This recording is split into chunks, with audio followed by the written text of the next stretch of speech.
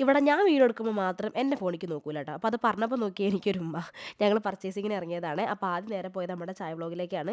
ആദ്യം ഒരു ചായ കുടിച്ചിട്ട് സ്റ്റാർട്ട് വിചാരിച്ചു. കാരണം നല്ല ജലദോഷം കഫക്കെട്ടും ഒക്കെ ഉണ്ട്. കഫേയിലേക്ക് വന്നിട്ട് കുറേ നാളായി. കാരണം നമ്മുടെ തനൂട്ടി ഹോസ്പിറ്റലിൽ അഡ്മിറ്റ് ആയിരുന്നു പനിയൊക്കെ ആയിട്ട്. അങ്ങനെ അവളെ ഡിസ്ചാർജ് ചെയ്തതിന് ശേഷം വീട്ടിലേക്ക് കുറച്ച് സാധനമൊക്കെ വാങ്ങാൻ വേണ്ടി ഇറങ്ങിയാണ് കേട്ടോ ഞങ്ങൾ. അങ്ങനെ ഷവർമ്മയ്ക്ക് ഒരു ഷവർമ്മയും വാങ്ങിയിട്ട് ഞങ്ങൾ ഇതേ പോണ വഴിക്ക് അതും കഴിച്ചു. പിന്നെ നേരെ പോയത് നമ്മുടെ കാരി ഫ്രഷിലേക്കായിരുന്നു കേട്ടോ. ഇപ്പം എൻ്റെ മനസ്സിൽ കുറേ ലിസ്റ്റ് ഉണ്ട് കേട്ടോ. പക്ഷേ ഇങ്ങോട്ട് എത്തിക്കഴിഞ്ഞാൽ ഒരു സാധനങ്ങളും പ്രോപ്പറായിട്ട് ഞാൻ വാങ്ങൂല. ഞാൻ വീട്ടിലെത്തുമ്പോഴേക്കും അതിലൊരു 3, 4 സാധനങ്ങൾ ഞാൻ മറന്നിട്ടുണ്ടാകും. അതിനാണ് ഇവനെ കൂടെ കൊണ്ടുപോണത്. ഇവനാണെങ്കിലോ എന്നെക്കാട്ടിലും അപ്പുറമാണ്. മൂപ്പര് പിന്നെ പണ്ടേ മൂപ്പർക്ക് ഇഷ്ടപ്പെട്ട മാത്രം വാങ്ങുള്ളൂ. അങ്ങനെ ഏകദേശം ഒരു 1000, 1500 ബില്ലും ആക്കിയിട്ട് ഞങ്ങൾ നേരെ അവിടുന്ന് പോന്നു കേട്ടോ. അതിന് ശേഷം വീട്ടിലെത്തിയപ്പോൾ തനിക്കുട്ടിക്ക് ഇതേ മിഠായി വാങ്ങിക്കൊടുത്തപ്പോൾ അവൾക്ക് ഭയങ്കര ഇഷ്ടമായിട്ട് ഈ മിഠായി. വാങ്ങിയ സാധനങ്ങൾ കുറച്ച് ഫ്രിഡ്ജിൽ എടുത്ത് വെച്ചു. പിന്നെ ബാക്കിയെല്ലാം ഷെൽഫിൽ എടുത്ത് വെച്ചു. അങ്ങനെ അതൊക്കെ എടുത്ത് വെച്ചതിന് ശേഷം രാവിലത്തേക്ക് കടല വെള്ളത്തിലിടാൻ വേണ്ടിയിട്ട് നമ്മുടെ ഈ കാണുന്ന സ്റ്റോറേജ് ബോക്സിലാട്ടോ ഞാൻ കടല, പരിപ്പ്, അതേപോലെ ചെറുപയർ എല്ലാം ഇടാറ് കേട്ടോ. ഇതിങ്ങനെ ഒരു ഏകദേശം ഒരു 6 കമ്പാർട്ട്മെന്റ് ആക്കിയിട്ട് തിരിച്ചിട്ടുണ്ട്. എല്ലാത്തിൻ്റെ നേരെ താഴത്ത് ഇതേപോലെ ഒരു ബട്ടൺ കൊടുത്തിട്ടുണ്ട്.